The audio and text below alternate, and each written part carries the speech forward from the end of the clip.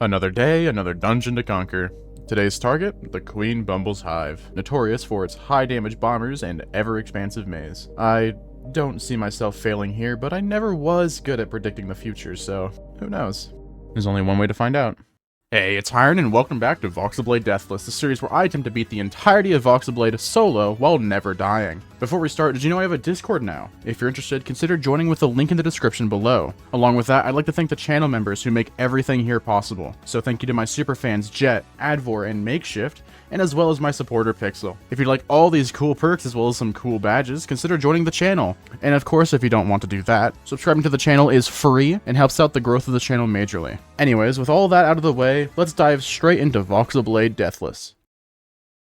Today's plan was simple. I wanted to take down the Queen Bee. However, one small problem was the fact that I was underleveled, so I spent an hour in the tundra farming for XP. This is probably the most boring part of these progressions, and it's really just mindlessly running about trying to look like I'm being productive. So, while there's farming going on in the background, let me describe the build that I'm running for Queen Bee. My goal was simple: survive at all costs. We're running Arborean for the passive regen, and because we aren't doing Frog anymore, burn damage is not really a problem, which means we can practically ignore the downside. For my armor, we've got 2 pieces of Plains Woof and a Berserking Ironslayer chestplate. My goal was raw physical boost, as the Night Guild I'm running provides a ton of resistances to keep me alive. And of course, my weapon. We're running Bejeweled Blade, which totally doesn't have a majority of its scaling as dexterity, because why would it? I was told later on in my build will adapt because of this, you'll see. Along with that, we have a serrated handle for now, but it's likely going to be upgraded into some form of physical scaling pole for DPS. I finished up my infusions as well, and now have a full 3x infused Desert Champion set. This is because of the synergy it has with Royal Parry, allowing my next hit to always crit after a parry, and Desert Champion has a 50% chance to give the rage effect on your crits, which boosts physical damage output. Because I have the Ironslayer chestplate on, however, this is converted to Void Rage, which applies a small amount of hex damage to all my attacks as well. This setup ultimately prioritizes survival over DPS while still giving me a fighting chance in close quarters. And now that I've covered that, and I've finally hit level 30, let's take a peek at the Queen Bumblz Hive.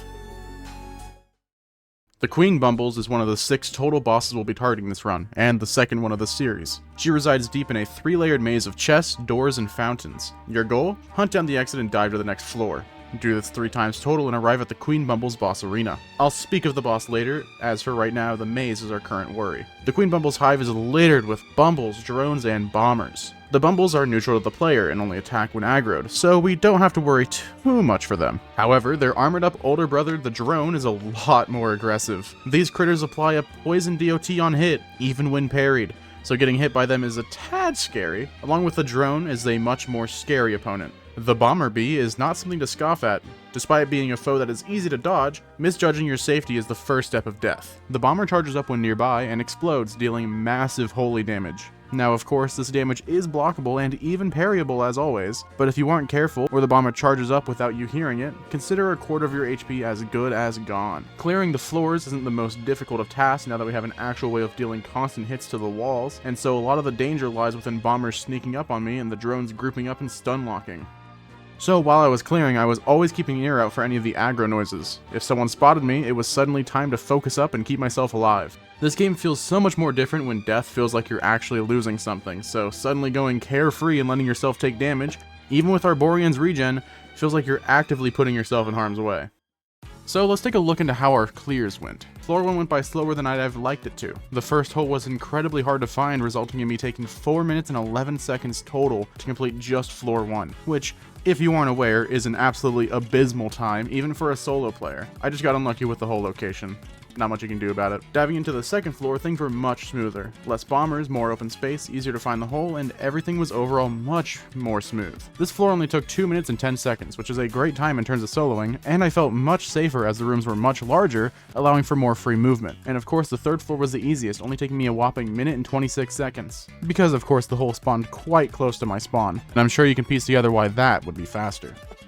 Anywho, now that the floors were out of the way, we can get to the fun part of this dungeon, the Queen Bumblz fight. Queen Bumblz has 4 attacks. She has a close range kick move that has high damage and knockback, a ranged honey toss that slows on hit, she can levitate into the air and summon drones and bombers while providing additional honey toss attacks from the air, and her ultimate move where she lands, charges up before releasing a devastating explosion that hurts everyone who doesn't break line of sight with her. With the knowledge of her attacks out of the way, let's see how I took her down. Bee time, everybody. Bee time. Yeah, I was tripping. Yeah, no, the hole was in fact not behind me. Good try, though. Hold on, is the Queen Bee song a banger?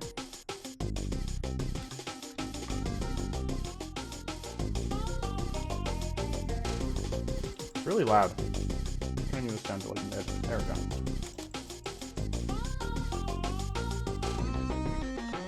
Okay, we're running away already? Making circles now?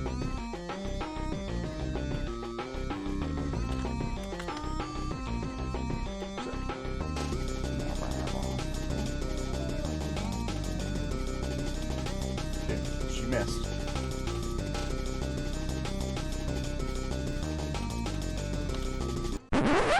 Whoa, whoa, whoa. Wait a second. Is Hiron exploiting? No, dear viewer, this is a strat I like to call break line of sight by hiding inside Queen Bumblz. You see, when I said break line of sight, I actually meant it. I assume the raycasts are sent out from above the Queen Bumblz or something and not from her torso.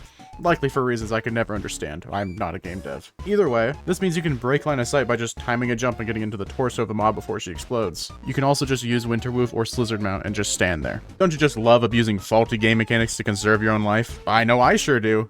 So yeah, when you see me do this throughout the fight, just know it's a, intended game mechanic. Oh,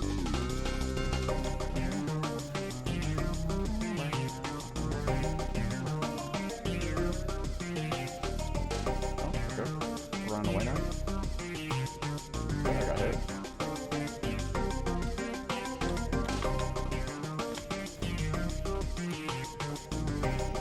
He did the thing! Okay, we don't have a tentacle build already? No, I'm good. Thanks, though.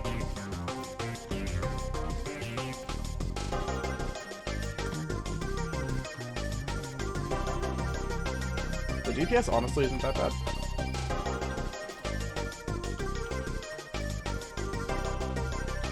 Like, wow, this kind of melts. Will the tentacle build be nerfed? Yes.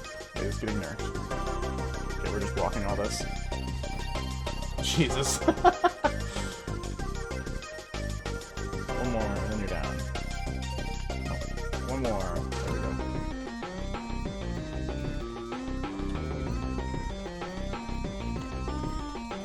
There we go. We're done. You take no damage. Nope, you just jump inside of her. Hey, defeat the Bumblz Hive. We're done. Okay, challenge over, guys. Bastion doesn't exist, I swear. The FPS killer is getting nerfed. Yeah, I know, it's crazy. From what I've heard, it's getting locked to a 2-second cooldown. Bastion time. Yep, just gotta get 9 more levels.